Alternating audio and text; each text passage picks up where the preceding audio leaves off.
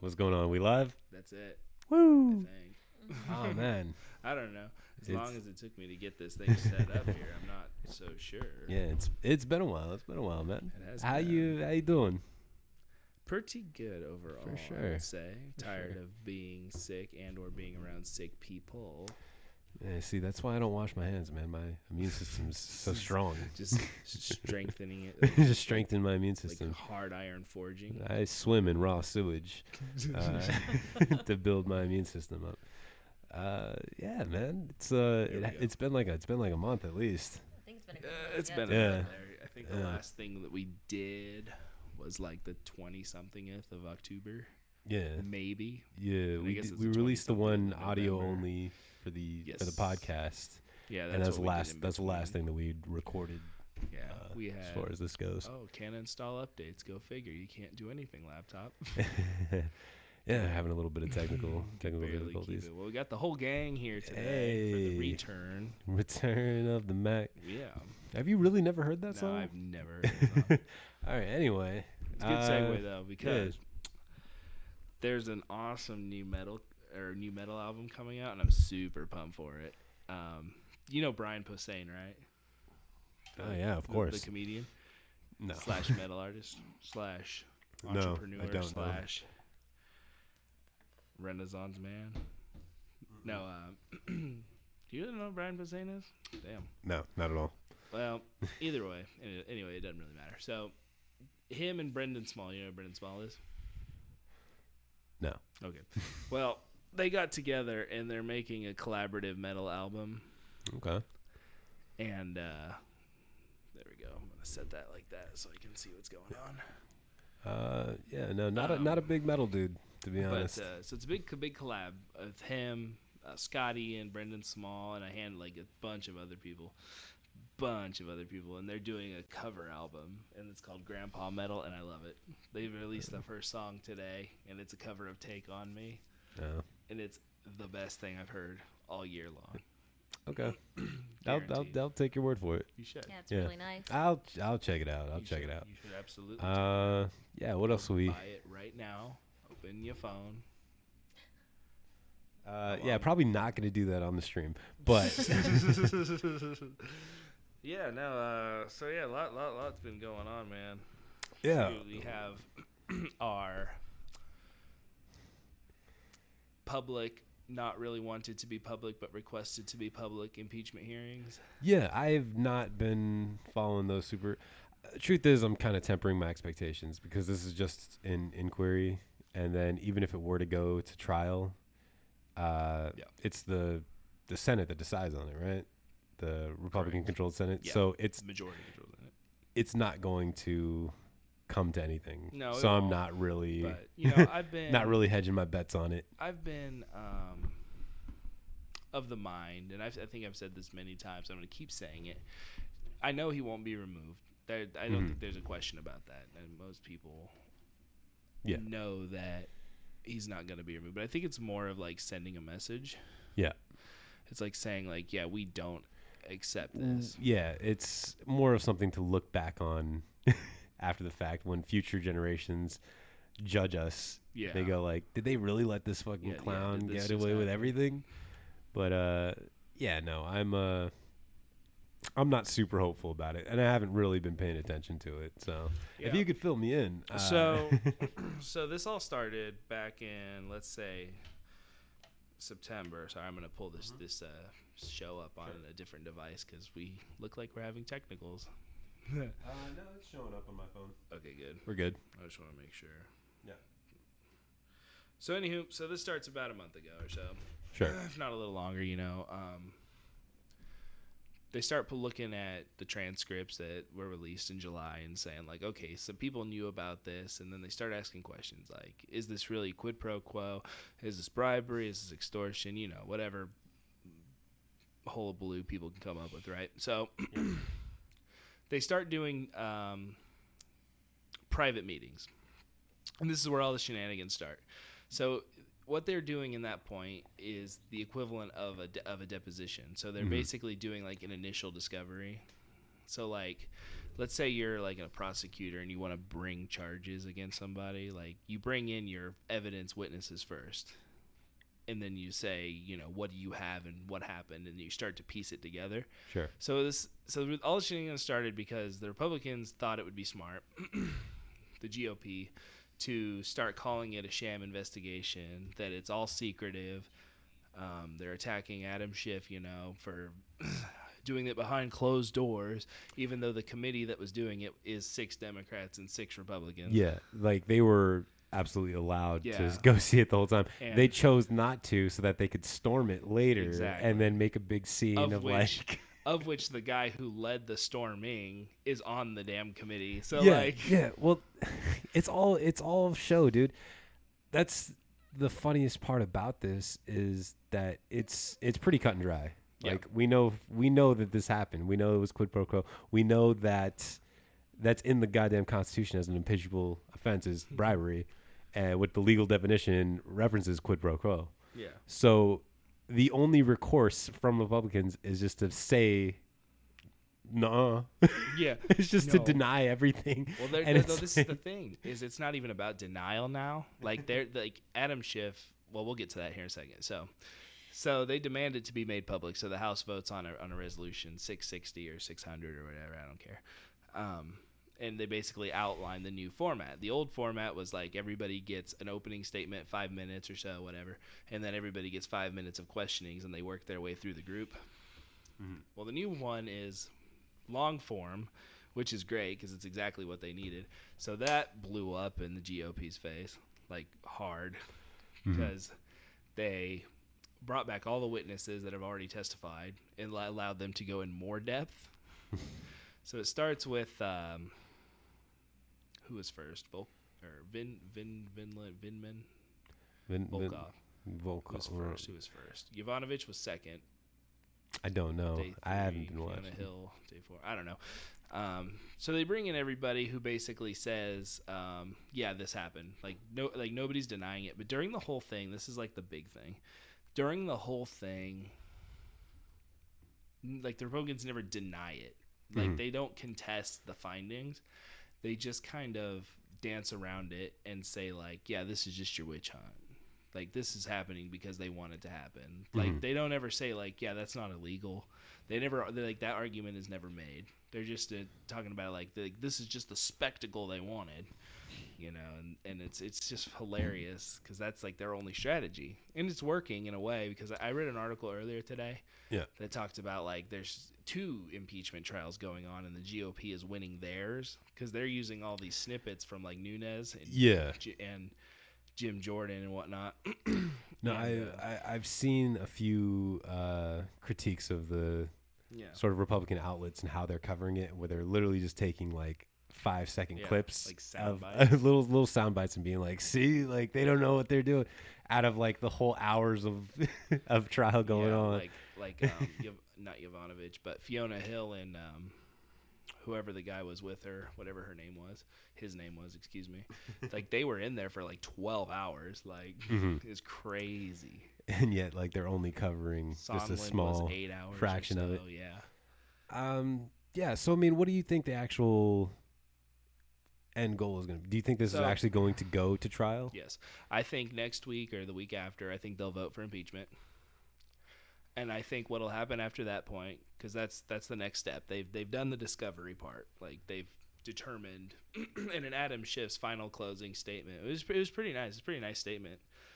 The words that he ended on were really cool if you haven't seen it. And he's like, after like going off for 20 minutes, like he ends his entire little speech with "We are better than this," and then like slams his gavel down.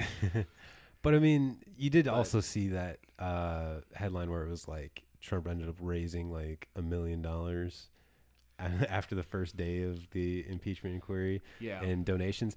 So it's like, is this just preaching to the choir? Is it not going? It's not. It's going to land on deaf ears as far as Republicans go. I have described his supporters. There are a lot of people in the Republican Party, like average folk, not like leadership or any of that, who recognize what's going on, and they're like, yeah, this is not what we signed up for. So there's that, your swing voters and all that jazz are not 100%, in my opinion, ignorant of what's happening. So The majority are. But I've described I it was on gonna say this I disagree. podcast Yeah. before, this show, whatever the hell we're doing, as like it's a cult of personality. They have no choice but to double down. Like Yeah, you destroy their identity when you take it away from it's them. the sunk cost fallacy at this Yeah. point. They've already thrown their lot in with this guy who, from the beginning, we've all been saying like this guy's a con artist. Yeah. Like, why are you? Why is it such a shock now? Like But there was it's a video. they don't want to admit that they've been duped Yeah, this whole exactly. time. Yeah, even the leadership doesn't want to that know. Like it's crazy. So like there's this thing too where like Yovanovitch, I think, is during her testimony, she's testifying and she's big in anti-corruption in the Ukraine and all that jazz and does a lot of work for that stuff before she was removed. And Trump is threatening her via Twitter during the testimony. So I saw something with Laura Ingraham. Who was the witness who was like originally a Ukrainian citizen and then has been working with like the intelligence committee for the past like 20 years and has like an impeccable record, and they're on Fox News going, I don't know, could be espionage. This person could be a spy. I think it's Yovanovitch. See, the crazy thing too is the lieutenant colonel. I keep wanting to say Volkov. I know that's not right. That's a UFC fighter. Vinland. God, I feel bad. I should look this up. But anyways, the lieutenant colonel. Yeah. His family came from the Soviet Union, so they're like dedicated Americans. Like they're as American as they get. Yeah. And it's just crazy to me to see like this walk around that they're doing to kind of skirt saying like, this may have been illegal. Yeah. But or just watching them drag this dude, it's like, the Republican Party has always been known as like the troops. Yeah. Not as brave as the troops, but then like if a troop disagrees with Donald Trump, it's like fuck that dude. Yeah, he's not our troop. We different kind of troop. I like heroes that haven't been caught. We like the good troop. Yeah. So back to I think what was your earlier question was like what's the end game? Yeah. Right? Where do you think this is going? So now that all the discovery's over, they don't have any more witnesses that I know of. I mean, they've subpoenaed plenty of people who refuse to respond. Which, if it were you or I, we would be in jail right now. But, hey. Yeah. It's what millions of dollars gets you. And that's sort of another thing is that, like, everybody who's willing to testify under oath is saying that this is, like, impeachment worthy. But the people who are being like, no, this isn't, are the ones who aren't willing to show up and testify. So this is funny. There was a panel show on Fox News this morning, I think. It might have been yesterday morning, but I seen the clip it. And they have this judge who's a longtime judge who's now one of their, like, what do they call it when you bring somebody, like, like an analyst, I guess, legal analyst.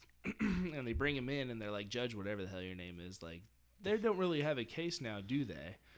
And he's like, well, hold on a second. And he's I didn't say that. Yeah, he's like, let's break it down real quick. And he starts breaking it down. And then every time he would say something, they would bring up the whatabouts, like, well, what about blah, blah, blah, blah. And he's like, well, I mean, here's the thing. Let's look at it like this. And this is the takeaway, too. And this is what he said, is he's like, when people don't respond to subpoenas, when you're doing a hearing like this, you typically take that as an admission of guilt. Otherwise, you would show and defend yourself, right? And then they're just kind of like sitting there looking at him. And he's like, that's why Giuliani won't testify, because presidents don't get attorney-client privilege in impeachment hearings. Yeah, the Giuliani thing is weird because he's not currently affiliated with any like government body. He's just Trump's personal lawyer, and he went to Ukraine. Yeah, Director of Ukrainian Foreign Policy is his unofficial title. Yeah. So, like, it's really... oh, my God. Did you see have you seen any of the new South Parks? I'm sorry, not to break subject, but... I have not. Oh, I have not. man. It's on Hulu, though, isn't it? It is. I could absolutely... You should. There's no reason not to. I could watch so it. good, but they Dude, do... there's so much, man. There's so much stuff to watch. I have do fucking Disney now, too. Oh, have you seen The Mandalorian? I've seen the first episode. I'm pretty hyped. I'm about to... I found out it's Pedro Pascal, the guy who played Oberyn in Game of Thrones. Cool. Yeah, so I was already kind of on board because, God, I know we're getting off subject here, but I love Star Wars so fucking much. But man, only like half the movies are good. But Star Wars, like great. as far as We're All not right. getting into Oh that yeah, today, that's supposed to be a whole thing where we rewrite the prequels. That's a later one. But but work in I progress. I WIP. fucking I love Star Wars. I love the world they've created. I was a nerd back in the day. I used to read all of the expanded universe novels. I played Knights of the Republic like 30 times. I got the strategy guide because this was back in the day where you had to buy like a physical book, Prima book. Yeah. and I would play it to It's got, completion. because the games weren't super long back in the day. You know, yeah. they have like 50 filler pages. Yeah, games weren't super long, dude. You KOTOR's could get 80 hours out of KOTOR easily. KOTOR's long. Yeah. I'm saying like just like, like I remember like the Ocarina of Time Prima book was like this thick. Yeah. And it's like realistically that's a 5-hour game. Anyway, I feel like we're drifting. Yeah, we're drifting. Okay, so the what about South okay. Park? No, they burned Giuliani so Oh, good. okay. They get him so good because without spoiling too much, because I'm sure you're gonna watch it. Randy calls the president because he needs a lawyer. Mhm. He's like, I need you to recommend me a good lawyer. He's like, I don't know any good lawyers, but I do know Rudy Giuliani. Oh man. So the end game here. So anyway, this judge is like going into it on him, and then they cut the interview short because like he just destroyed their defense from like the beginning. Yeah. And they're like, well, you know, sorry, Judge, we have to cut it short today. And then he's like, you know, I think more things are to come. And then the judge is like, oh yeah, a lot of things are coming. And then they like shut the interview down there. But the end game here, they're going to vote eventually. And they're going to vote on a party line. There's going to be 200 and whatever, 50, whatever, 60, whatever, Democrats who are going to vote for impeachment. And then there's going to be no Republicans. Mhm. I would be shocked if maybe one. I would bet, if I were a betting man, I'd say one or two will throw in a vote. Yeah. But generally speaking, it's going to go down a party line. Yeah, and so nothing. And then at that point, he's considered officially impeached. Then it goes to trial, which we know the Senate will probably never make it to the floor because I don't know much about Senate procedures, but I would assume like any other important thing, they have to bring it to the floor. Yeah. And we know that a certain Senate majority leader is not very good at doing anything like that. So at that point, then it becomes kind of what you're saying. It's just going to kind of sit there, and they'll try to argue. So and that's really it. But like I said earlier, I think it's more about sending like the message forward. So as far as I don't want to give Nancy Pelosi any credit, but the reason that she's been dragging her feet upon like the impeachment process is, I mean, according to all the analysts, we're saying that this was a strategic move because now that impeachment is, being looked into, his support is growing from it. Yeah. Do you think that that's actually, was it a valid strategy to not impeach? Okay, so we know that I want to say Al Green from Texas. I hope that's not. Was that the guy who he wanted to impeach and he brought the everybody articles. talked shit on him? Yeah, he brought it forward like 6, 7, 8 months ago. Yeah, and nobody, only the progressive wing voted with yeah. him. Like, so if I were there, I would have been one of those voting at that time too, because like I find it interesting that this is like the hill they've chosen to fight this battle on. Like opposed to the Ukraine. Yeah, I mean. It's cut and dry, but so are many other things. I feel like emoluments was the move. Like, I feel like any of them. Yeah. Emoluments was and then, like, the argument came down as, like, well, we don't know if we're going to do just the Ukraine, if we're going to do all of them. Like, I was like, if that's a question you have to ask, like, do we charge you for all your crimes or just a couple? Yeah.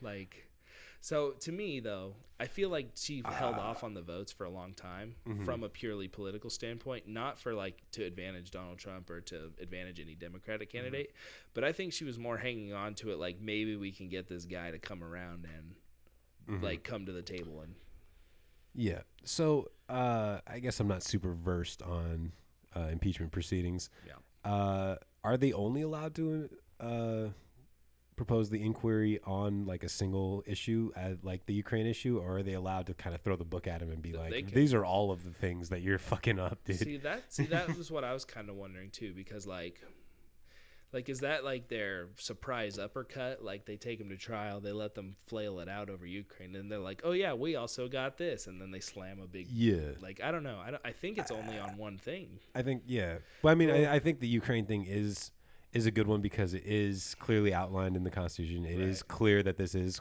quid pro quo, Yeah. and this is a very cut and dry. Like, if we are going to follow the Constitution, this is impeachment worthy.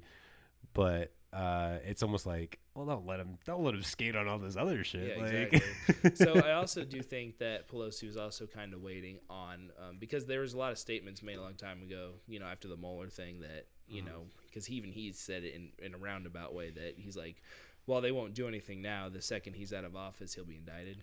yeah, And it's like, I think she was also waiting for that too, where I think that's why the establishment was so like we just need to find somebody that can beat them, because then it doesn't matter in the end. But I think just from a message standpoint, like they should have voted a long time ago to do it. But yeah, no, I think from a proceeding standpoint, when it goes to trial, I think it's on the one issue. okay, Like, I don't think that, which is also why the stuff remains private, so that like, each side gets thing, and it's like, what are you gonna do now? You know what I mean? Yeah. But now they brought it into the public, which is like backfired hardcore, like spectacularly. I don't know if it has, man. Well, I guess you're right, but like one of their biggest defenses, like they brought up Obama a lot. Like I almost forgot it was Donald Trump's hearing as much as I heard Obama's name during that. And it's like I had this kind of, and maybe I'm just wording this wrong, but I had this like sick joke in my head, and it's like, if you guys were so concerned about it back then, you guys knew about it, and you were in the majority control, so you're only proving your ineffectiveness at governing, because you didn't do anything then. Like, yeah, and it's kind of another sort of false dichotomy that they've been promoting is like, that Warren and Sanders have both said that they would withhold funds from Israel if they, kept disobeying international laws as far as what happens with, Palestine. And it's like, that's not the same thing. The president does have the authority to withhold aid from countries as long as it's not for personal gain, as this is trying to find, dirt on a political opponent, which Donald Trump is doing, versus because Jimmy Carter did it. Jimmy Carter did withheld aid from a few countries because of human rights violations, and that's okay to do as long as there's no personal gain to be gained from it, which you're doing, Donald Trump, when you're trying to find. Yeah, generally speaking, nobody's arguing that the aid was, the issue is not that the aid was frozen. It's the fact that according to the man and the woman, Fiona Hill and the other guy that he was with, that aid gets frozen all the time, and that's not the problem. The problem was that it had already gone through the vetting procedures, like they had already put it through the tests to make sure it was going to the right places. Like it was already set, clear, ready to go, and then they stopped it for that very fact. That's the problem. Yeah. So it baffles me because they have no real defense strategy. Because even Adam Schiff in his final closing statement, he's like, notice the following people didn't contest this at all. Like they had all these roundabouts and whatnot questions, and he's like, but nobody's arguing that what we did is illegal. Like, this is the thing, is they're not defending it at all. They're trying to distract you. Yeah. Deep state. Do you want to? That's the thing, is that the deep state has been opted by the right wing, but it is a real thing. Oh yeah. It's just it's not what they think. No. What it is just powerful moneyed interests that actually operate the government from. I've heard two different ones. That one, the elite wing, and whatever you want to call it, and then there's also like the long-term, unpartisan people who kind of make things operate. Well, that's I think the crux of the divide between like conservatives and liberals is that both sides agree that the government is corrupt, right? But it comes down to like, what is the corrupting influence? Government is not inherently a fucking bad idea, dude. Like, unless you're an anarcho-primitivist who wants to go back to being hunter-gatherers, like government has to exist. Bro. Yeah, well, if that's your ideology, like I disagree with it, but at least like double down on it and be like, yeah, dude, we should go back to fucking the Stone Age and have no government. Feudal, man. But the thing is, like, why is the government corrupt? The government's corrupt because it takes all of these private interests, all of this money. So the conservative argument is like, we'll get rid of government and put the corrupting influence directly in charge right away. And it's like, have you ever heard the argument that like corruption is rooted by like in a certain personality trait that attracts people to government in the first place? You ever heard anything about that? That basically like people become corrupt over time because they're already predisposed. Yeah, to well, corruption? I've heard the argument, and it's a common trope in fantasy where it's like Yeah. the person who should be king is the guy who doesn't want to be king. Yeah. You know, and most recently that was flitted with Game of Thrones and Jon Snow and stuff. Like he's the guy who should be king because how much he doesn't want to be king. Because he knows nothing. So that's that. Yeah. So that's the He's got a thing. big dick. No, I don't know. Does he? I don't think that's canon because Tormund in one episode says that Jon Snow has a small dick. What? Fucking- It says that in the book? No, in Oh. the show. Oh, in the show. He's like, I've seen your pecker, and a king or a god wouldn't have a pecker that small. I feel like So like, No. it's I don't canon. remember that. It's canon that Jon Snow has a small dick. Put it out there, guys. yeah, well, yeah. Hashtag Kit It's Harington. the motion of the ocean. He knows how to use it, okay? He knows how See, to I use it. think, Yeah, you he's know- only you know the slept with 2 women, backlash. and both of them fell yeah, madly in dude, love they with both- him. Yeah. So back- he's Jon Snow got that small dick, but he got that good dick. Yes. You know the backlash. representing for all the short kings out there. Oh, yeah. And my All them doesn't matter. Marlboros. All them I don't want to talk about all it them anymore. Marlboro 72s running the show out there. But so yeah, I do think and this is going to be like a partisan thing to say. I think that Democrats, even like the establishment ones, I think, because we all knew people like that did join like student government in high school and things like that. Yeah, people that were interested in politics and wanted to do the right thing. But of course, once they get into power, like it's easy to say right now, like I would hold on to my ideals and I would never be corrupted. But that's because I've never seen, a check for $100,000 waved into my face, Yeah. So I think that, Is that it? Is that supposed to tempt you? $100,000?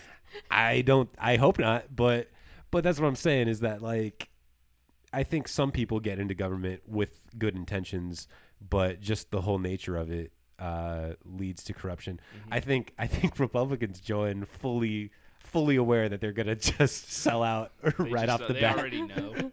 They're in it to like, dude, I'm just gonna I will do whatever you want. I'll lie, I'll cheat, I'll fucking do whatever, man. Like I'll sell out the people for a check. I'm in. I thought but you I were going to go think into that. it's I'll like- suck your dick. I'll suck your dick for $10.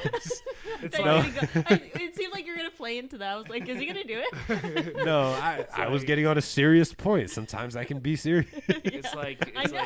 it's like they get elected and they go into a room and there's a bunch of like executives from different companies in there, and the first guy like talks to the candidate and he's like, "Look, I'm gonna ask you to do something," and this immediate response is, "How much money you got?"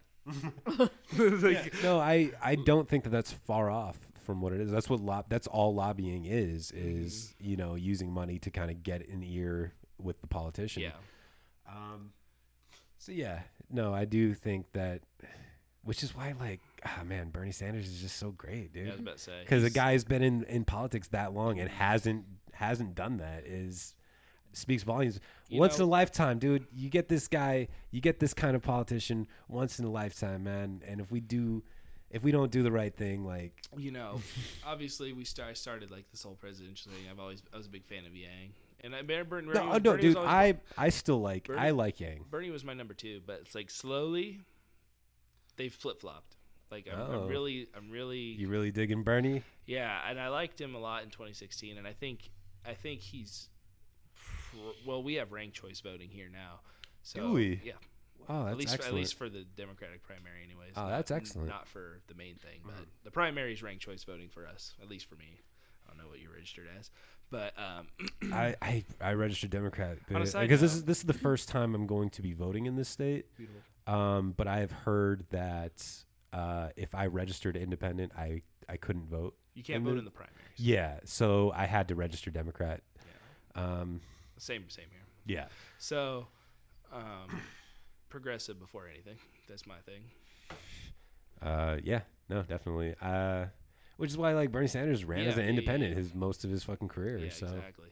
I watched a video of Bernie too, which kind of like I don't know. I really liked it. It's on his YouTube channel. You can check it out. But it's back in 1992, and it's like VHS 240p quality resolution, and it's him addressing the Congress about voting against the war in Iraq. 1991 or whatever. Whenever the first First Gulf Iraqi War, yeah. conflict, and he's like going in and he's just talking about a lot of things that ended up becoming true. Mm-hmm. And then it turned like the camera zooms out after like 5 minutes on, And nobody's there. Yeah, it's an empty Congress. See, that's the thing, is that a big knock against Bernie Sanders in the 2016 election was that he wasn't a good foreign policy candidate. But dude's kind of had his finger on the pulse his whole career. With a lot of foreign issues. I mean, leading the resistance to the Iraq War, in 2001, 2002. Three Iraq, 01 Afghanistan. Yeah. So no, Bernie Sanders is still the man. We'll get into the Democratic debates here shortly, but while we were discussing the impeachment trial, Congress voted to extend the Patriot Act. By the way, this is something that a lot of people don't realize. But anyway, aside from that, real quick, the Squad, who people like to talk shit on, but AOC, man, she was one of the few who stood against extending the Patriot Act. That's the thing, man. Like, a lot of like Republican fears of like government intrusion are only combated by leftists. Like, the Republican base is all on board with extending the fucking impeachment trials, man, or the Patriot Act. I'm sorry. Well, like we talked about it before too. Like we were talking about like the drone strikes during Obama's presidency and the increase in them and whatnot. Oh yeah. And like you're talking about like one side being anti-war versus the other, what have you. Well, like that's why I think I made this comment. We didn't really dig deep into it, but I was like, it's easy to sell that to. Like, if you don't understand what's happening, it's easy to go in and say, hey, we can defeat the enemy without losing lives.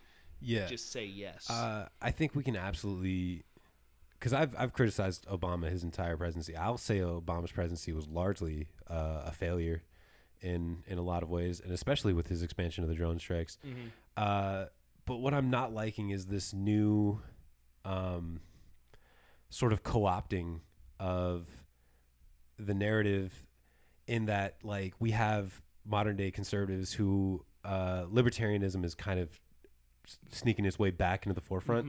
So you have these people who are like, diehard Republicans who are applauding, the potentially becoming more anti-interventionalist and potentially, federally legalizing marijuana. Yeah. Where it's like, dude, that shit would have been done decades ago if it wasn't for Republican opposition. Yeah. Like, you don't get to like hop on the right side of the issue now and be like, hey guys, like, isn't it cool that we're legalizing weed? It's like, dude, your whole life you've been against this. Do you know in most this is kind of interesting little fun fact about libertarians. Do you know how they select like candidates for stuff? In general, or for libertarians specifically? Libertarians specifically. I do not. So I did watch last election a few of the libertarian debates before Gary Johnson got the. So like that like in Kansas specific, like this is how they do it. They take all their candidates, anybody who wants to be a candidate, and they put them in a group, and then they all have their little debate, and then at that specific meeting, like the group votes on who they want to. Yeah. Yeah, it's weird. Yeah, it's just a weird way to do it. But no, the libertarians are. I mean, the Tea Party was rooted in libertarianism, just to the extreme, and also racism. I'm not going to go that far. I think that at best libertarians are blind to racial issues because libertarians. No, I'm talking about the Tea Party. The Tea Party was absolutely rooted in racism. That's why I said the Tea Party was rooted in libertarianism and racism. Yeah, libertarians are just. Typically of the Caucasian persuasion, and so they're just sort of ignorant to race issues, and they think like, if you just got the government off my back, like racial relations would be fine, and it's like that's not the way things go. Libertarianism, or being sort of an offshoot of like anarcho-capitalism, is an inherently flawed ideology, just because you can't be anarcho-capitalist because capital relies on the state to acknowledge your ownership of it. You couldn't own private property if there wasn't a governing body to acknowledge that you owned it, because otherwise how would you prove that you own shit? Right. like I have a deed. Yeah, but who acknowledges the legitimacy of that deed? Why couldn't I just make a deed myself and be like, I this also is have a my deed? So it's that's like how you end up with the Spider-Man meme. Like, yeah, it's like we both own this property. But get off my land. so yeah, I guess we should probably go into the Dem debates a little Yeah, bit. we can. Did you? I didn't catch any of it. I watched Okay. I watched the highlights of it. And this last So one, I'm not yeah. gonna lie, I didn't catch a whole lot of it. I was more watching the impeachment thing. Yeah, it's a lot going on, man. So I caught a couple of the Spelled highlights. music wrong in the title. It's all right. Musio. It's all right, you idiot. No, Trademark. I caught a couple of glimpses of it. Few things. Tulsi Gabbard, the queen, going after the establishment candidates. She fucking tanked Kamala Harris, way back when. She took shots at Warren the last debate. Didn't really land, but she's out there. She's out there. And then this one set her sights on Pete Buttigieg, who, if you've been watching the podcast, is my fucking least favorite. He started relatively high on my list, mostly from the fact that I met him in person, and he's very dropped significantly as things go on. Man, it's just his smugness, man. But so she calls him out on the fact that he was like, one moment, we have something in the chat here.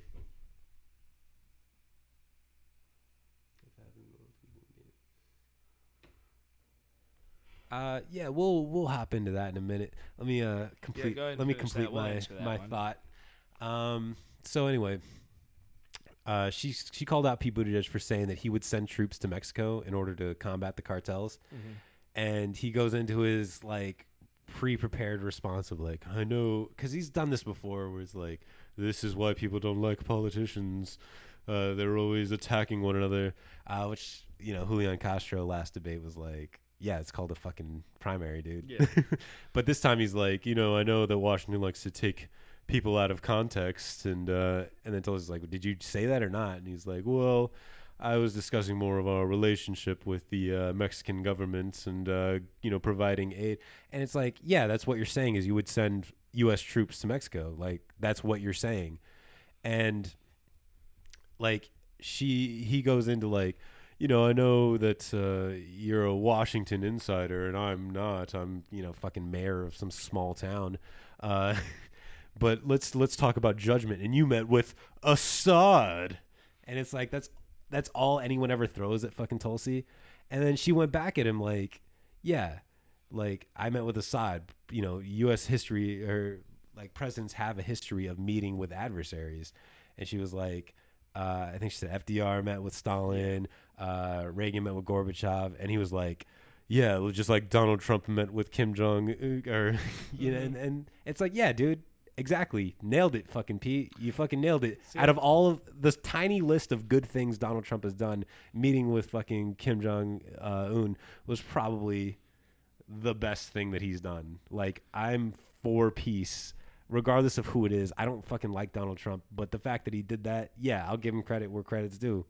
So yeah, fucking Pete. I think a big one too, like one of the biggest criticisms I've seen on Tulsi for that specifically is not that she did it, but it's more like the spontaneity of it, like without telling anybody, like, I'm gonna go do this. Like, I think that's been one of the bigger criticisms that I've seen that I don't think she really has an answer for, other than I'm gonna make peace or try to make peace. Yeah, and I think that that's a good enough answer, honestly. Fair enough. But yeah, so I would want people to know where I'm at just in case. But so the media is already saying that Pete won that fucking debate, because that's my issue with Pete. I don't think that policy wise he's any worse than Biden, or he's any worse than Klobuchar, but he has this ability to feign progressivism. Yeah.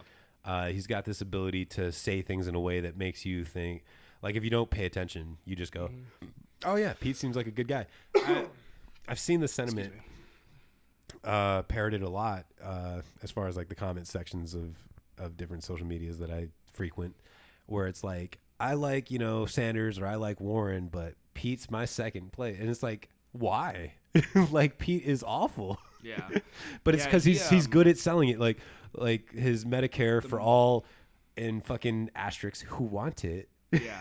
Where No, it's he, like, the more he speaks, the more I kind of tune in, dial into his disingenuity. Like, you hear him speaking, the more he kind of lets it go, you kind of get Yeah. the sense that, like, what he's saying is not something he actually believes in. yeah, And one of my biggest criticisms of, like, Obama, for instance, is he immediately started with the right-wing plan and then tried to, like, work in little bits of this and that and anything he did just to get it done.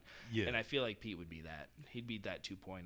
Yeah, no, If not worse. Obama campaigned on being a progressive, Yeah. change, hope, change we can believe in, all this stuff, and then went in office and was essentially a status quo politician. Yeah. Pete is that. And what's funny is that I've seen like homophobic attacks from the right, with like, pictures of Pete and his husband.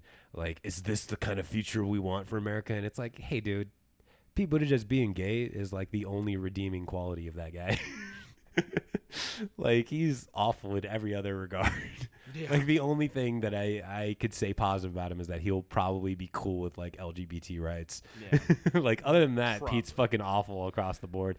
There's a And- big probably on that And one. and No. because he's not like in Congress, he is running as sort of this like outsider. Yeah. Like, I'm not part of the Washington corrupt. It's funny because my Pete Buttigieg impression is nothing like the way that he talks, but it's the way that I hear him. Yeah. Of just like this holier than thou. It's I'm the- so See, he's got an interesting story about that. So, like, the DNC, Democratic National Convention, have different chairs and whatnot, and then they have the party chair that kind of Yeah. determines the direction the whole party's going to take.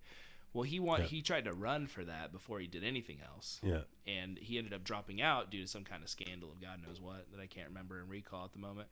But and then he kind of disappeared, and now he's back as like president. Like it's like they told him like, hey, do this, and then we're gonna help you be president. Yeah. Like that's really what it feels like. And it's also so disingenuous that he's running as sort of this outsider when he's got the most billionaire endorsements. Yeah.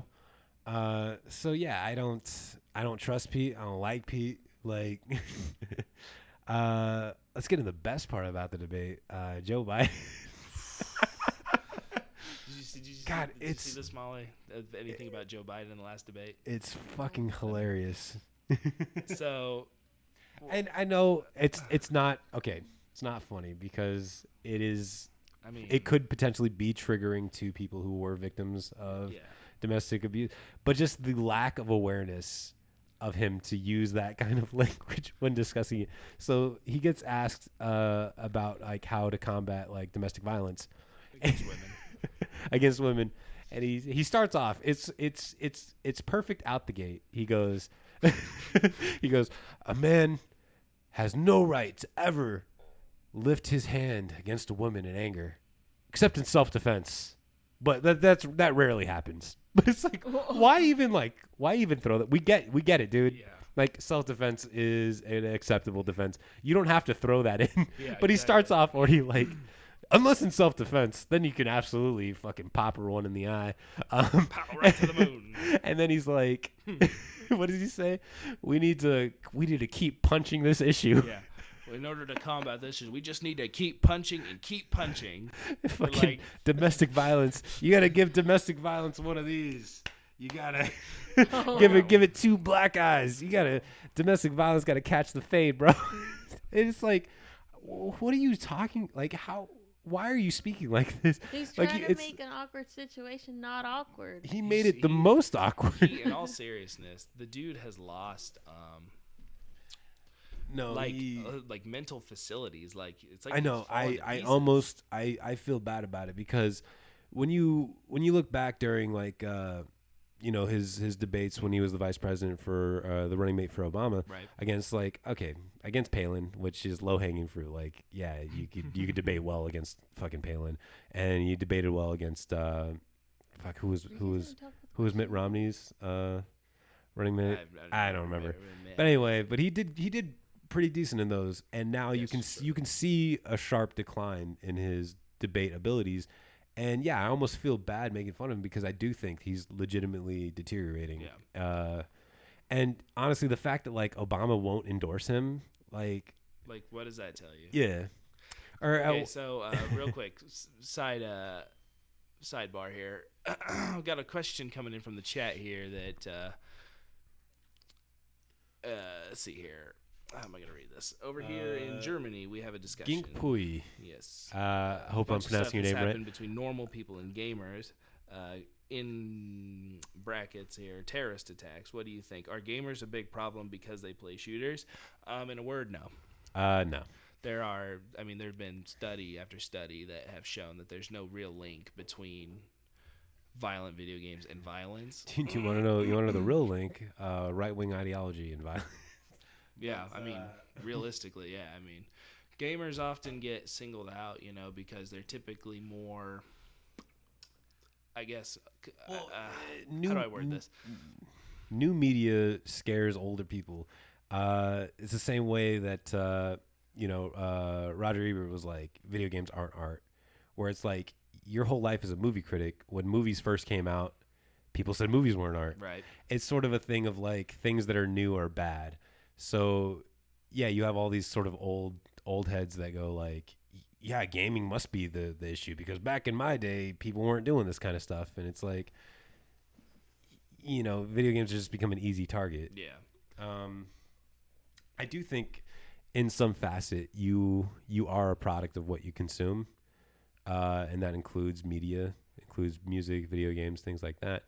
But to single out video games as the source of terrorism is, I think, incredibly misguided. Yeah. Because the vast majority of people aren't terrorists. And the vast majority of gamers aren't terrorists. Mm-hmm. Gaming as an industry, there are hundreds of millions of gamers around the world, and there's just no link between them. Yeah. Like, there's just no, like...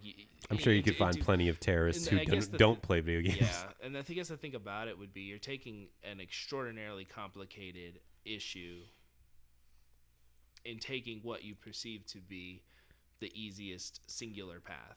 Like, yeah. It's like when you say that, it's like in a way you're denying that there's a problem. It's saying, cut and dry, there's nothing else to look into here. Have a good day. It's the easy way out, and you're ignoring the complexities of an issue, I guess. Yeah. So yeah. That's how I view it. So now I don't think gaming leads to terrorism. Yeah. Where were we at before? Okay, so we finished up with Obama not endorsing Biden. Not endorsing Biden. Biden also was like, look at what's going on with the impeachment trials. Like, Donald Trump sees me as a threat, and it's like, your argument is that the guy who we all hate, who has the worst judgment, thinks that you're the best candidate. that's the argument you want to run with, man. Did you see somebody asked him, I don't know if it was post debate or at a different rally or whatever, but it was after the debate one way or the other, and they said like they didn't really have a question for him. They're just like, hey, Mr. Biden, can you stop taking billionaire donations? And his reply was, you've been listening to Bernie too much. I didn't hear that. No. Oh my God, that was his reply. He's like, you've been listening to Bernie too much. Yeah, a couple, more things on the debate. Amy Klobuchar was shaking a lot for some reason, and people have been calling that out. Okay. But I don't really feel one way or the other. Who was the guy who just qualified? Steyer? Tom Steyer? Yeah. The billionaire guy? Yeah. Fuck that guy. He is just a non-presence. Yeah. I heard Yang did really well. I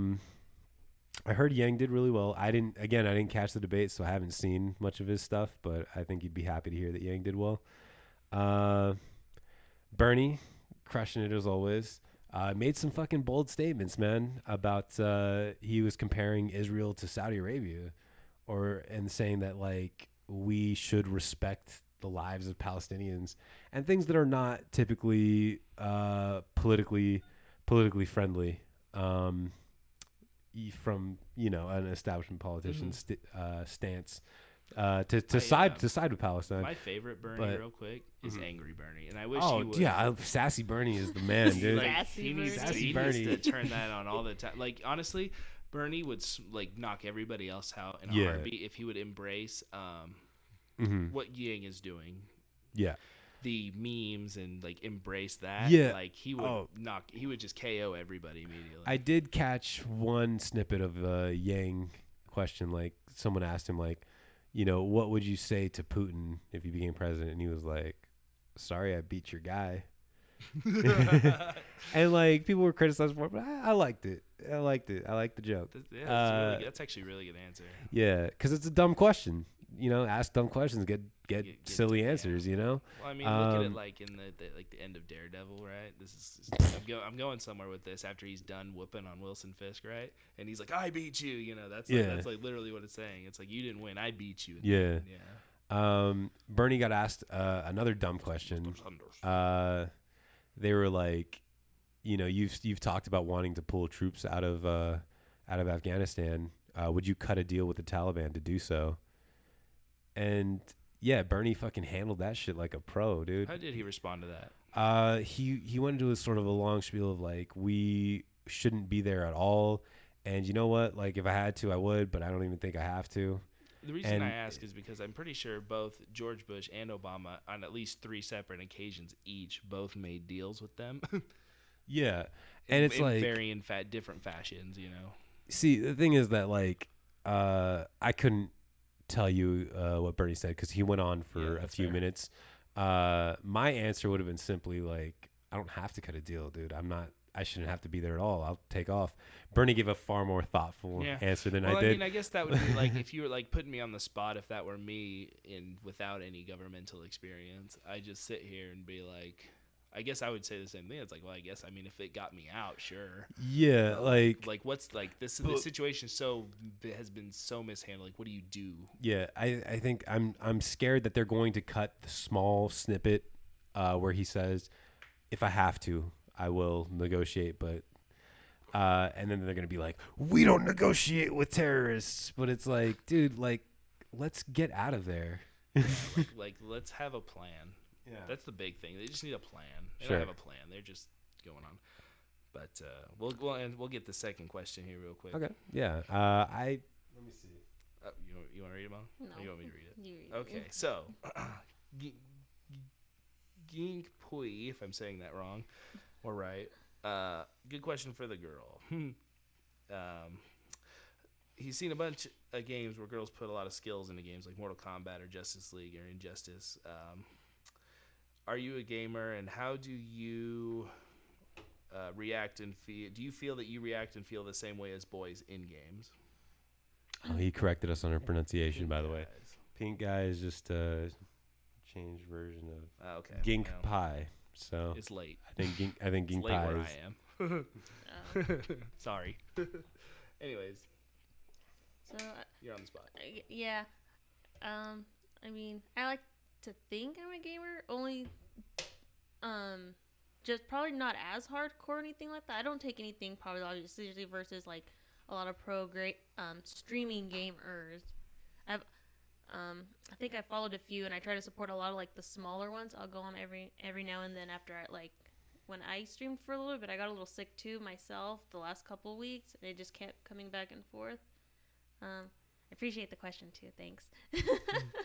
But I do think we feel the same because I don't know if they're still saved. They're probably not, but I did stream a couple times on Smite where I like to think I'm pretty decent. And it feels where I get a lot of critiquing from a lot of the dudes I play with, where I'll have to play with them, and I can tell a lot of the times there's probably like a higher pressure maybe to like be as good as guys. I can feel that for sure, because I don't like the idea of people to think, oh, she's playing with like 4 other dudes, she needs 4 dudes to carry her. Because at the same time, that's kind of not true, because we've had games, I think, where we've streamed where it'll be me, for sure, probably like Wonky, or the Wonkiest Slayer, Prodigy, or Auto Cancels, whichever one he goes by, Sumo-chan, and then there's a few people who follow us that play with us. I'll play with people who are in our chat. So if there are games that you like, just let us know too, and we try to play those together. Because I definitely enjoyed it a lot. I've met a lot of few people on chat who who are actually really funny and fun to play with, and I've enjoyed it. I haven't played a lot, but I'm planning on coming back now that I'm feeling a lot better. I didn't play it for a while because of my throat, and I didn't want to play with that. He's asking, but do you think boys and girls think the same way? Think the same way? I think it depends on your position, and it depends on the game.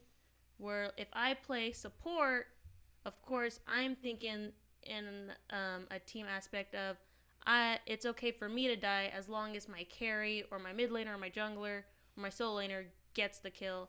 It doesn't bug me. I don't get upset. But I know one of our support players who's a male does get upset, and he gets more aggressive and mad. But I think that's just his personality. I think it's personalities too, because I don't mind dying. Because in my head, I'm thinking maybe if we get 2 kills out of it, it's okay if I die and they get the gold and XP. It's okay if I'm a little bit behind if I'm playing support. But it's different if I'm playing mid or carry. I obviously don't want to die as much. But like I said, I think it's just a matter of like personality. It's the personality of the player. Maybe they get more salty about dying or losing. And it doesn't bug me. I think I'll add a little bit to this too, because I think he's might be asking something a little bit different. But I think Sorry.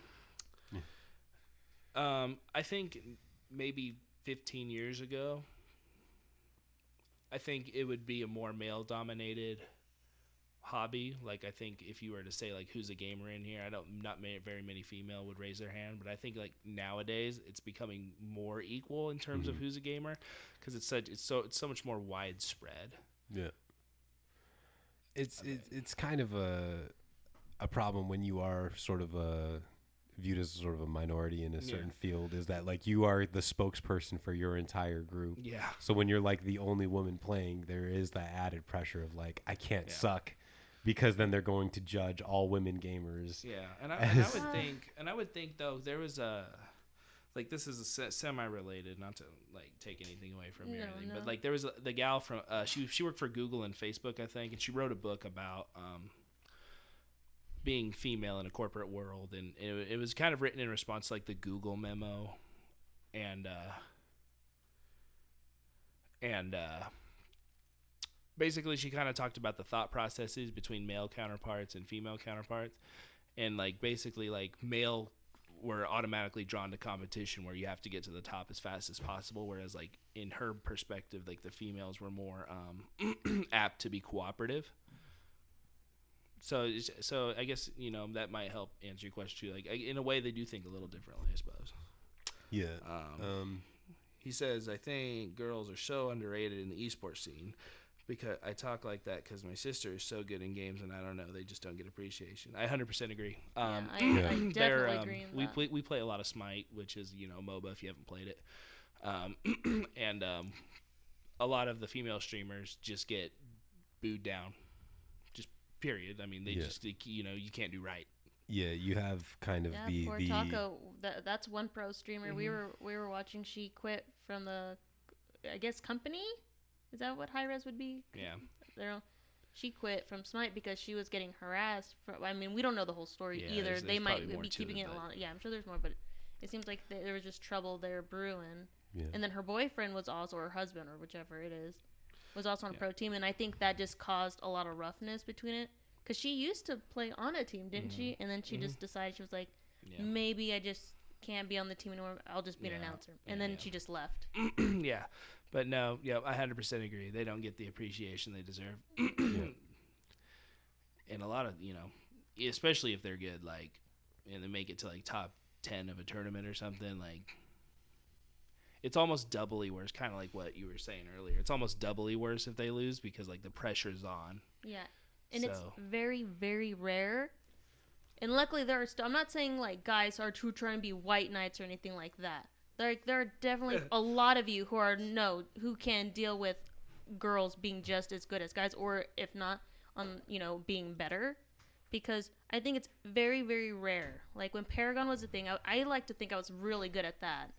And one guy who I was trying to tell was like, because he could not handle losing his lane or something like that, and I was trying to give him some advice, and I had done it. I've never ever yelled at people like, "Oh, you suck. You need to build this way. You need to act like this.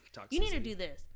And he had yelled at me because I was going like, I can't even remember, but there were like a couple games where I would go like 20-0. Like I would have like really good perfect games, and I would be the one carrying the team to a point where like even the guys would be like, "Well, what should we do?" And I would be the one trying to give advice. And one of them had brought a friend, and he, I guess, never dealt with a girl being so good, I guess, in that game. And he had just snapped at me, and he goes, "I'm not going to take advice from a female, from a woman." I remember that. Yes, and everybody immediately, like, when it's something as that bad, there are plenty of guys who will definitely defend and aren't afraid to actually speak up for a lot of girls. Even though I really didn't, I just let it, because you can't argue with hate, I guess, in a way. You can't argue with it because then, I don't know. It's so hard. You can't talk people out of that mindset, especially in the moment. Like, in the moment, yeah. Like, where he was so angry at me. You can try to get people to understand, but more often than not, there's something else going on. But yeah, no, that definitely happens probably more often than not. It even in gaming, I remember reading a lot of articles of like female gaming journalists who have a lot of problems, even just like getting stories for that. So it's super rare where I will meet a very toxic and angry guy versus a lot of people who are generally open. I don't think I've ever had dudes who were like overly sexually harassing either. I don't think I've had one. I've had a lot of dudes who are actually very, very cool and very nice. There's a lot of you out there who are very nice and very open to the idea of actually trying to get more females to play, or girl gamers or whatever. He's saying maybe he might be living in a bubble, but it seems there's a big focus for male esports, or in the way that there's not even good girl gamers to play in a team or a normal league. I would think for some, I don't know if I would agree with that, and I get it's not your opinion, but I do think that a lot of teams, I would say, they don't actively look for female gamers, I guess. Like a big organization like Rival, for instance, I think their European team, they field a lot of teams. I think it's just a matter of they don't go out and look for females, you know what I mean? I don't think, well, shit, I don't want to say that either, because there's definitely, I mean, we just literally said there's a lot of, I don't think that there's that much more, to me, female girls players. I think there are more that are now going into it, now that it feels like it's out there and it's in the norm to be a gamer. I still think that there's probably a bit of a disparity between how many women play competitively versus men. Mm-hmm. So I think that might be a reason as to why there aren't as many prominent female gamers. But that's, again, and this is coming from someone who's not typically a hardcore gamer, but the gaming community has been pretty toxic in the past. Yeah. I don't know if they're getting better at it, but it hasn't always been the most hospitable environment for women, which I think's turned a lot of women away from it. Yeah. Well, and it's not just that. A lot of us, and I've talked to other girls who will text each other, because we obviously become friends. It's pretty easy. Mm-hmm. I'll be like, "Oh, why don't you join our chat party?" And they'll be like me and like 4 or 5 other dudes, and they don't want to join because they're kind of just like, I don't have a mic, or I really don't want to talk, and which is fine. But there's a lot of that where it's still that. I think a lot of the girls I've met, who I'm friends with, even though I don't play with them very often, they just don't get on mic, and that's generally why I don't play with them very much publicly. Is because they just don't want to be on mic, which is fine. I don't want them to be uncomfortable. But there are times where some guys, even though you might be playing to a lot of girls, they're not comfortable, which is fine again too. She needs to get into that comfort zone, and she should be comfortable where she's at. And if she doesn't want to put herself out there, then that's okay too. But that's just a lot of what I feel too, is like a lot of girls might just not be comfortable yet, because they might have had just really bad experiences. Like that could have turned me away from games a lot too, when that guy had yelled at me in front of all my friends and was like, "I'm not going to take advice from a female gamer." Yeah. Like that can really discourage a lot of girls who might not be very outgoing or optimistic, but in a game where they thrive and they're really good, and all they have to do is be silent, it's just a gamer tag, and then you finally put yourself out there to talk, it is very hurtful and it does sting when you get attacked. Because guys are creeps too, though. They really Because are, there's the guys that are sexist who are like, I don't want to take advice from a female gamer. But then there are the guys who like see female gamers as like unicorns and are like, oh, dude, this girl likes games. I like games. I should fucking get in her DMs and be like, what's up, baby? Yeah, but no. Pink Guy says, never say girls can't play games. 100% agree. More women should definitely play games. It's an awesome hobby. Yeah. And I do think that more teams should look for female players. I mean, Smite has a pro league, and that was one of the first things I looked up. I was like, I wonder how many girls play this game. Like, I want to know. I think they should play more. Another interesting one too is Magic the Gathering. Right, it's a card game, tabletop, and I actually read an article a few months ago about like kind of the sexism that takes place in that game because like it's harder for the girls to get into like the Grand Tour, whatever they call their pro league, and like the ones that do are kind of like talked down to. So it's kind of I mean just competition in general. I mean has always been there's that toxicity there, kind of shout down, and I think there's always been more encouragement for guys to be competitive than there has been for women. But yeah, there's no reason that women would be any better or worse at video games than men. I think it's just been the community.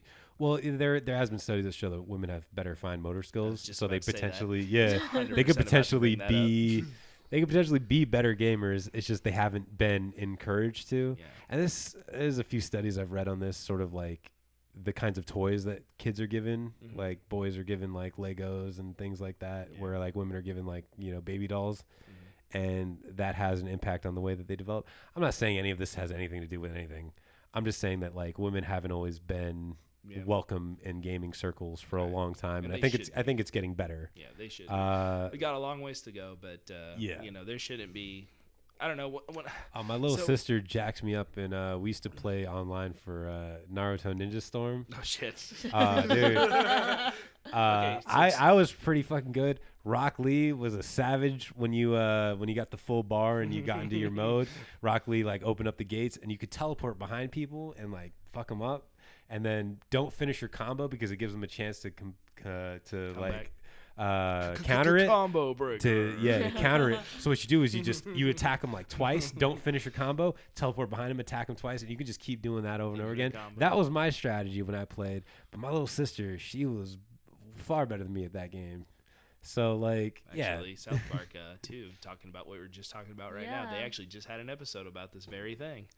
Oh, neat. Yeah. I'm not gonna spoil it. It's great. Yeah, it's really good. I love that episode. It's one of the best episodes. I'll get back on board, man. There's only like 7 or 8 episodes of the season out right now. Like, just binge them. They're so good. Everything's all right, I'll check. I might start it while you guys after we finish up there. Okay. Yeah. That's pretty cool. Cool. Were we gonna get into my personal life? I probably not. Okay, honestly. Fair enough. I wasn't looking super forward to it, but you guys were like, "Don't talk about it," so we're on the stream, and it was like, I don't know. Right. We'll save that for a later stream for an audio exclusive. No. It could be fun one here. Let's see here. Kind of new here, but good to have female opinion. Seriously, don't want to sound like a hardcore female fan or something like that. Oh, number one, we appreciate that. Appreciate that for sure. For sure. Oh no, I don't think he came across as like. I get what you're trying to say. I don't think he came across that way at all. No, that's what I was trying to explain too. I was like, no, there aren't like I hate when there are a lot of dudes. And it's that small amount that are hating on when it's a huge group of dudes who are like, at the same time, too, the toxic ones are more likely to scream louder, to actually just say anything. I mean, like me, I'm not toxic at all. I mean, I get mad at games, but like I would never shout down a female for whooping my ass. Like, unless it's your sister. I never talk shit to her either. But even then. I mean, I took my loss with grace. I don't send DMs just to people. teary-eyed. Whatever. I don't even care about this game. Whatever. I taught you how to play this game. It don't matter. We used to play, dude. I mean, let's talk about games real quick. My oldest sister, when we were younger, we used to play this game on the Genesis, right? Columns 3. You ever played Columns? Okay, it's fantastic. Doesn't matter. So, and she was. I mean, I was a young. She's. Let me see here. I'd have been 5, 6, 7, and she'd been like 14. So obviously, she's cognitively better than I am. That game was super fucking hard for me. She whooped my ass all the time. Gotta learn. That's the end of that story. It's not super special. I just Gotta learn your I thought that was leading somewhere. I don't. I also don't play games like Tetris now because I have post-traumatic stress. No. But, That was a game I really loved. Yeah, you can Tetris. stop me at Tetris any day. I hate Tetris. I loved Tetris. Remember, I'd sit on my phone all day and play Tetris for a long time. We'll end it with here because it is getting late for me. Yeah. With a quick discussion here on the awesomest looking truck I've ever seen. Oh, get out of here. Tesla's Cybertruck. Okay, I don't know if we're talking about the same thing because I've glanced at an article about the new Tesla design, and I was like, "That's the ugliest fucking thing I've ever seen."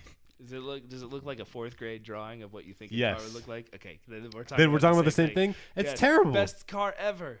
It looks like a Warthog it's terrible. from Halo. Yeah, that's not good. Oh, that's great. As a former Looks like the best graphics that 2003 could provide. okay, so I had 2 immediate reactions to it. Number one, I said this thing's okay. I had 3 immediate reactions. Number one, I said this thing's awesome and I want one. Number two, I thought it looked like a weird cross between a Lamborghini Aventador and a truck. And then third, I was like, that's a Warthog from Halo and I want it. Yeah, someday if this blows up, we'll buy Teslas. I'm gonna buy a Tesla. And it's sledgehammer proof. Like, think about this: you're driving down the street and somebody chucks a sledgehammer at you. What do you want? Oh, dude, it happens all the time. What do you want to be? It happens all the time. Elon, send me a Tesla. Tesla, sponsor this show. Get on our dicks, dude. But I want one. Yeah. However, the memes have been just fantastic. A+. I haven't seen too many of them. Before we end the stream, though, I would like to say that this past month we weren't able to talk because we haven't been on the show. Yeah. We weren't able to talk about Epstein much. However, look back at our older streams. We fucking said it, dude. We called it. Oh, as soon as he got arrested, we discussed the possibility of him getting killed in prison. 1000%. Yeah. So just trying to say, we called this shit. Mm-hmm. We're political targets now. Like, Yeah. There's no question. Fucking his guards just got They got indicted. indicted. Hardcore. Yeah. And then they're gonna kill themselves in prison, and it's just gonna be a vicious cycle of the guards that were in charge of watching them are gonna get indicted, It's just a and then never-ending thing. dude. If I worked in a prison and they were like, "You were in charge of watching these guys," I'd be like, "Fuck that, I quit." Yeah, no doubt. Oh, hold on here. We got income in here. We'll talk about this real quick. So just a little background on us real quick. We're like a collaborative stream group. Like we're trying to do all kinds of different little things. Like we're fairly politically motivated, and then we also game and we're nerds. Like, I've been streaming some games. Yeah, we're Yeah, nerds. we- We'll have some Battlefield 5 streams inbound soon. Yeah, we started trying to do the political podcast, but we were realizing that we have varied interests. Yeah. So, so we've been doing our like cooperative 4-player streams of like older games. I have a Skyrim stream that I've been meaning to edit and haven't done so yet because my computer sucks. We were maybe thinking of doing like a Magic the Gathering like tutorial series because I've never played, but my buddy's huge into it. I'm in it. So just built a unicorn potentially like deck. a sports stream. So we're kind of all over the place right now. Hopefully we could find an audience that's also like not singular minded, where it's like, yeah, you might not like this particular topic, but maybe you'll be interested in this subject or so on and so forth. So we kind of do a little bit of we do a little bit of everything. little bit of The everything. big thing is we're collaborative. We bring in friends and do all kinds of Yeah. whatnot. So the final question here, what do we got? Iron Man in the background. What do you think if he returns? Good or bad? Should he stay dead for the feeling or not? MCU wise, he should stay dead. Yeah. You don't come back from something like that. And even the Gamora thing, I was a little kind of like that they brought her back as a Yeah. different. She's not the same character. no, exactly. Yeah. So like No, Marvel has been shit on for doing their soft deaths of Yeah. like all these characters dying and then coming back later in some different way. Yeah. But I think Iron Man's the weight to it would be lessened if he were to See, somehow come back. However, you introduce time travel, so that just kind of opens a whole new can of Yeah. worms where it's like, why wouldn't they bring him back? I mean, Well, see, I- and then, I- I mean, there's okay. So there may be some tasteful ways they could do it and get away with it. I don't know how into the comics you I are. have an idea of potentially him leaving his consciousness behind in some sort of AI I've heard that. that theory. could be, that could be maybe like talked to See, throughout I it as thought- just like purely voice. I thought with his but- daughter that they're setting themselves up for A Young Avengers. that, or I can't think. She doesn't take the Iron Man mantle, but she becomes like an Iron Man, I think. I don't know what name she goes by, and doesn't matter. I thought they were Iron trying to- Siren. I don't Is that- know. That's not I a feel like that's that's not a right. thing. I That's feel not like right. it sounds like a cool thing though. So I felt like they were getting ready to set up for that, even though she's a little young. But yeah, no, the permadeaths and the soft deaths and what have you, like, you know, I mean, in the comic books, look, they assassinated Steve Rogers. Yeah, they do it brought all him the back time. In the within- comics, they do it yeah, all the time. yeah. So I mean, he was supposed to stay dead and he didn't. So there's some tasteful ways they could do it though with the reacquisition of the Fox properties. They can really make use of what Scarlet Witch can do. Yeah. So with her reality bending powers, I mean, Yeah. they could work something in with that. Dude, Of it's going course, to be there's really the cheap hard to travel. introduce I think the do you think- X-Men to the MCU because it's like, where were the mutants at this entire time? Right, just kind of hanging around. They're gonna have to do like you remember the old show Heroes? I never watched Heroes. I do remember. Season 1 and 2 are good. 3 and 4 were kind of like what? 3 was really good up until and not what we're talking about. This has turned into a review of They're the gonna show have to- Heroes. Yeah, this is a review in 2019 of Heroes from 2003.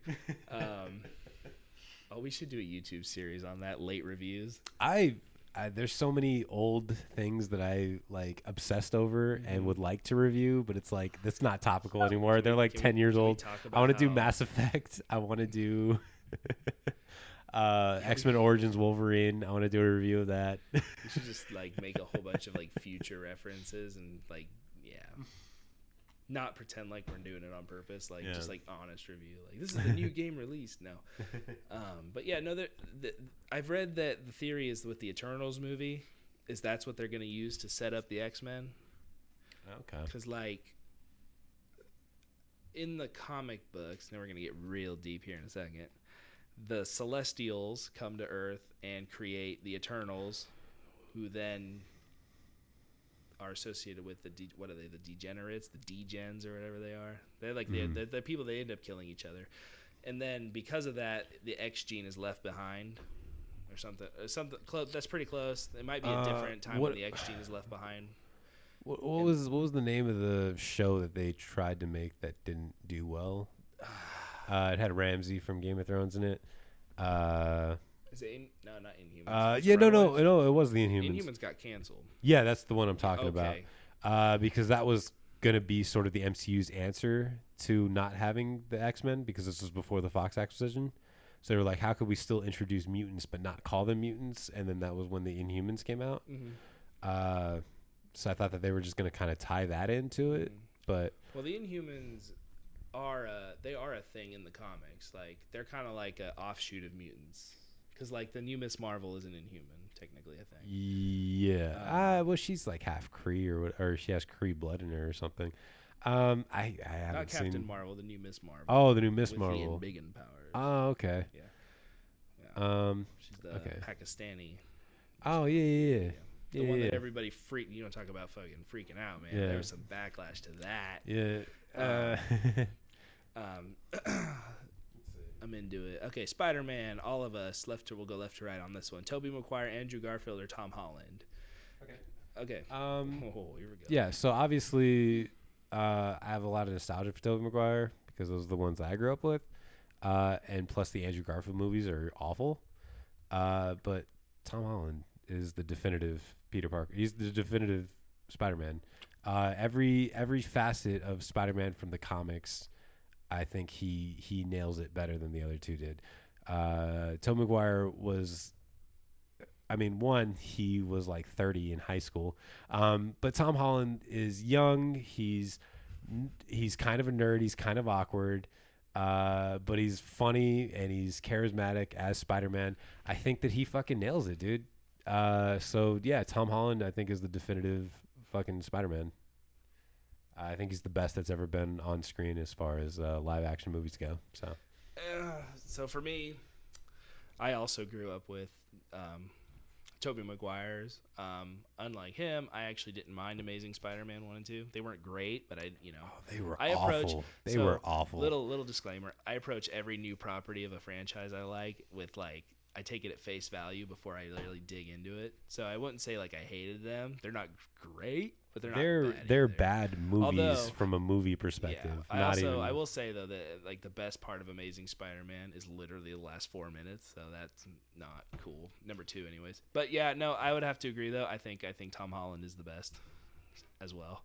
I think he nails it. He's perfect. I would like to see Miles Morales in a live action movie, it but could be a writing perspective. Yeah. Far From Home and Homecoming are just so much more well written that might give Tom Holland the Spider-Man movies are very campy. The Sam Raimi ones, and then the Andrew Garfield ones are just bad. Let's put it this way.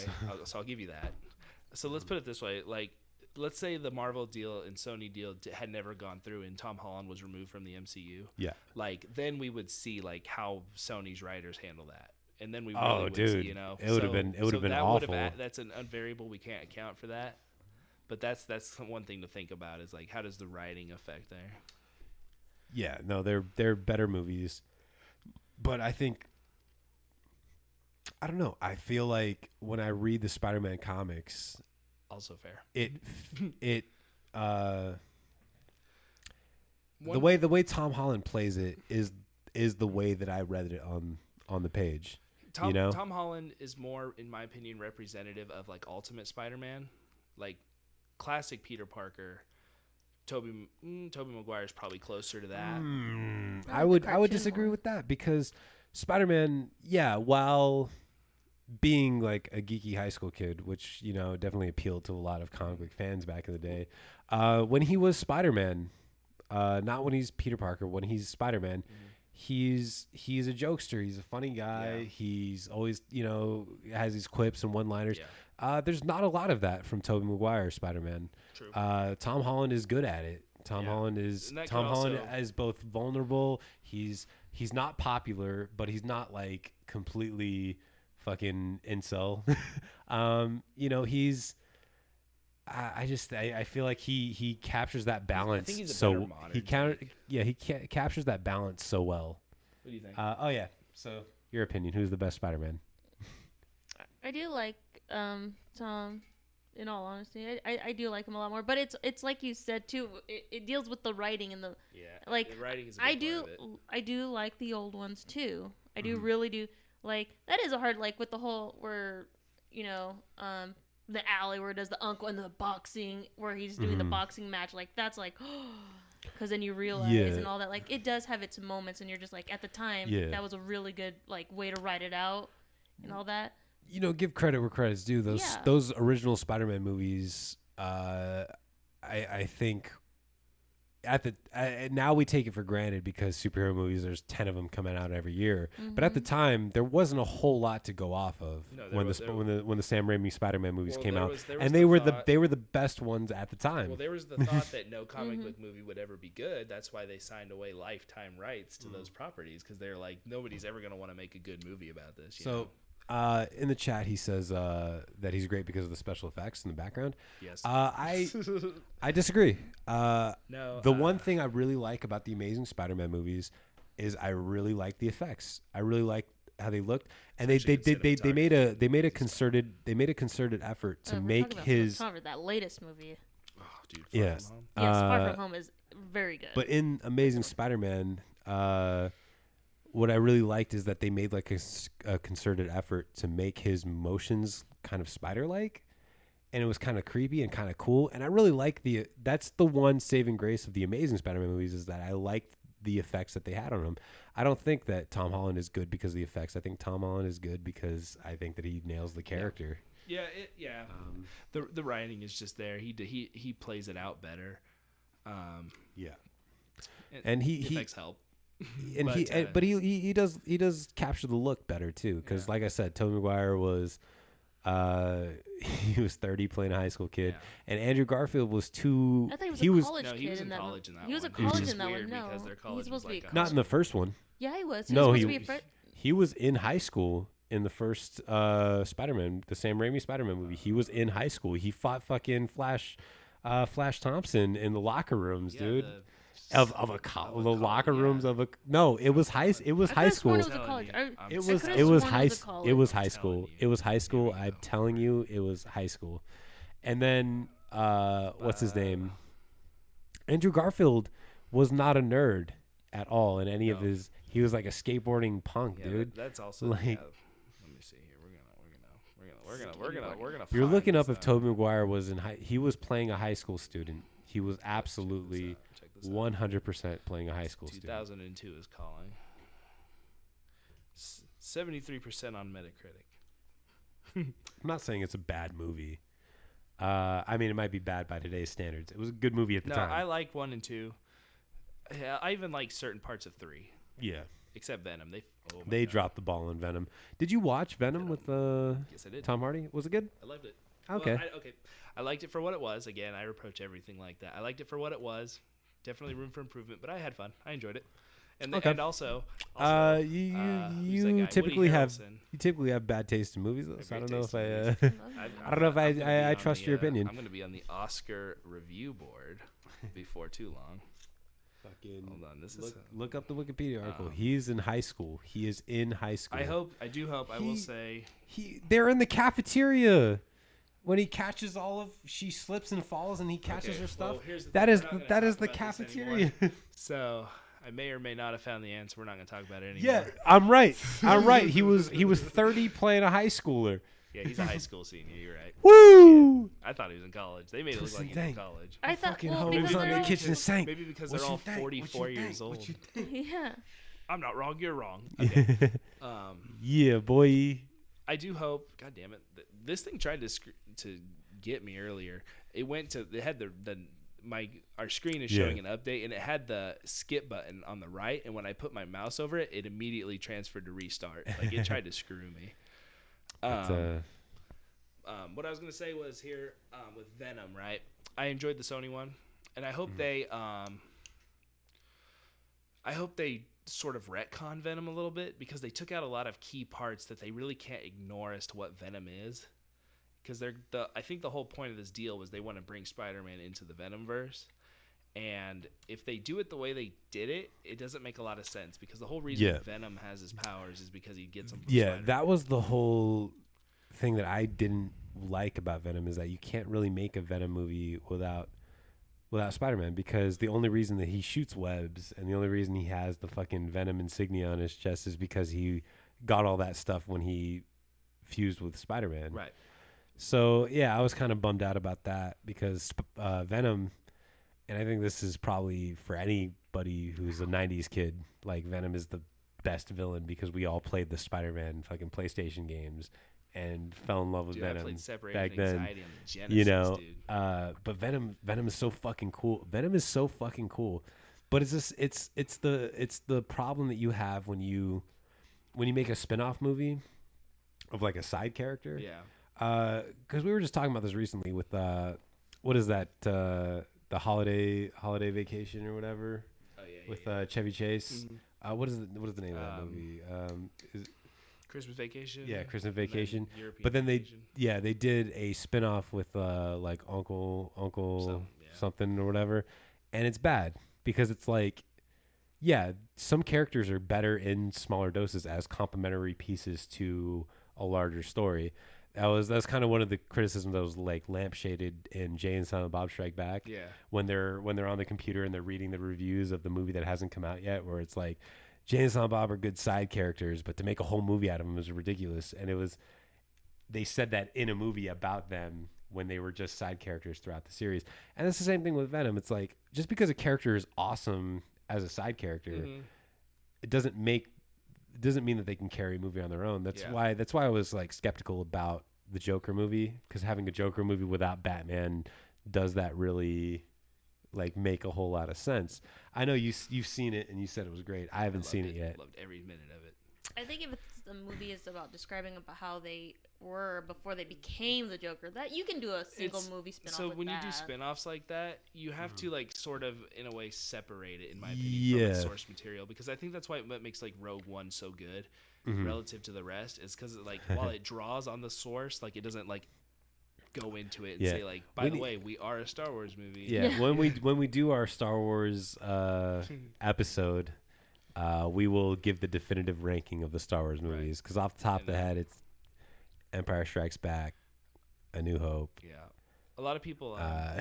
Real quick, talking about the Green Goblin there. Yeah, we're not good at making clear statements either. Oh yeah, no, Green Goblin. But, Willem Dafoe never fails at anything. A lot of people think that they're setting up Norman Osborn to come into the MCU. I don't know. I don't remember where they found their links at, but there's some thought that might be one of the next big bads, which would be cool, because then they could set themselves up for the Dark Avengers, which would be awesome. Yeah. Also, Tom Hardy, Perfect Venom. Yes. Keep it. No, I don't. I think that if we're going to continue with Spider-Man, you have to introduce Green Goblin at some point. So I'm not. Yeah. Well, that's what I'm saying. I don't doubt that they're going to introduce Green Goblin. Rhino. With Tony Stark. Goofy. I fucking love the Rhino, dude. See, I think the new Thor movie is going to be the big one where we really figure out where they're going with this. Because I fucking love Thor. I think we've talked about this in past stream, that Thor is my favorite comic book hero. Think so. Yeah. So I'm so hyped that he got to be in another movie. Yes. I'm okay with it. I'm okay with the storyline they're gonna do, because like it's part of like the original Sin storyline, which would be you want to talk about. I have a laminated first edition fucking Thor comic, man. Yeah. It's the very first issue. I used to have the one from the early 90s that was Thor versus Hulk versus Hell. Nice. Yeah. Did you ever watch the animated Thor versus Hulk movie? Yeah, I got the fucking dual pack where it was Thor versus Hulk and Wolverine versus Hulk. Both of them I fucking loved. Again, I watched them when I was 12, so I can't say that. Thanks for joining us, my man. I appreciate the questions. It's always fun to have new followers and new chat guys. Yeah. We'll try to start doing this more consistently. Yeah, we just took some time off. You know, we're always around, and you know, like I said earlier, we appreciate the follow, man. It's also late for us too, just not that late. Yeah. So actually, we're gonna have to get going here soon ourselves. So hey, you have a good night. Thanks for stopping and chit chatting. I always love Spider-Man. It's my favorite. So is he your favorite? I think. Okay. I love the cartoon. Okay, so I think in my top comic book heroes, I actually my number one is Daredevil. For really? Sure. Yes. Okay. Followed very closely by Spider-Man. Daredevil, huh? Yeah, dude, Daredevil's unique. Awesome. Okay. Mine goes Thor. Thor's my favorite, just because I'm a huge fantasy nerd. Yeah. So like, fair. Thor's my favorite, and then I think it would have to go, fucking Cyclops. Did not see that coming. Yeah. Oh, that hurt me. Scott Summers. Yeah. Okay. Truth is, growing up, obviously Wolverine is the coolest X-Men. Fair. So I had an older brother. So like, I have sort of a symptom of always liking the secondary character. Yeah. So like, my brother liked Sonic the Hedgehog, so I like Knuckles. He liked Wolverine, so I like Cyclops. You mean Tails before Knuckles? No, there? dude. Nobody likes Tails. Everybody likes Tails. Nobody likes Tails. So it was sort of an issue of that, of like, because they always had that rivalry of like, you know, Logan always wanting to be the leader, and Cyclops always having to reestablish his leadership. So I like Cyclops like by default. Fair. My favorite X-Men is actually probably Gambit, but I've just liked Cyclops for so long that my favorite X-Man is probably Wolverine. Yeah. Yeah. No, everyone's I like is. Professor X a lot too. Yeah. Just because I fucking love Colossus. Colossus is so goddamn cool. He's underrated. I'm glad they put him in Deadpool. He's so goddamn cool. Dude, and Deadpool fucking nailed it, dude. Yes. I was so hyped because Colossus in the X-Men trilogy was so lame. Oh yeah. He was so lame. But the Colossus in Deadpool was fantastic. Yes. Yeah. Loved every minute of Ah, it. man. All right. I love Juggernaut too. You know what? Juggernaut We could too. just do a whole thing about like our favorite comic book heroes because. Mutant episode. Who's your favorite DC? DC hero? DC? Yeah. Fucking Booster Gold. Really? Yeah, because everybody hates him. Flash. I hate everybody in DC. Yeah. Do you really? Yes. I like Flash a lot. Even Batman. I wrote Oh, I was say that's the only character I like is Batman. in high school. I wrote a comic book that I always wanted to get optioned, but it was Batman realizing that with all of these like metahumans and all these people that there was no way to guarantee Earth's safety. So it was Batman. It was essentially a Batman comic where he goes around and kills all of the superheroes and villains. Just kind of goes off the deep end, which I know is out of character for Batman. But by the end of it, he decides that Flash, because like Batman goes like, I'm a monster. I shouldn't exist in this world either. But he leaves it to Flash because Flash is a human. And he's just a human who is good-natured and has come across his powers through like other means. Like Wonder Woman is not a human; she's an Amazonian. Superman is an alien. Martian Manhunter is an alien. So it was just it was Batman deciding. Get rid of all the aliens. It was basically Batman deciding that Flash was the best person to protect the Earth, and so he went around killing everybody. The very first panel is him killing Superman because it was to fucking Superman. it was to make people go, oh shit, like it's real, like because he fucking like they're hanging out in God, what is it called? I knew all of this shit before. The like satellite that flies around where all the Justice League hangs out. Remember what it's called? I knew all this stuff back then. I'm old and wizened now. I'm missing parts of it, but he like is hanging out with Superman and they're like looking over the Earth, and then Superman shanks him with a fucking kryptonite dagger, kills Batman in the first panel of the comic, man. But anyway, Flash is my favorite character. Okay, we're gonna go ahead and call her there. I gotta go.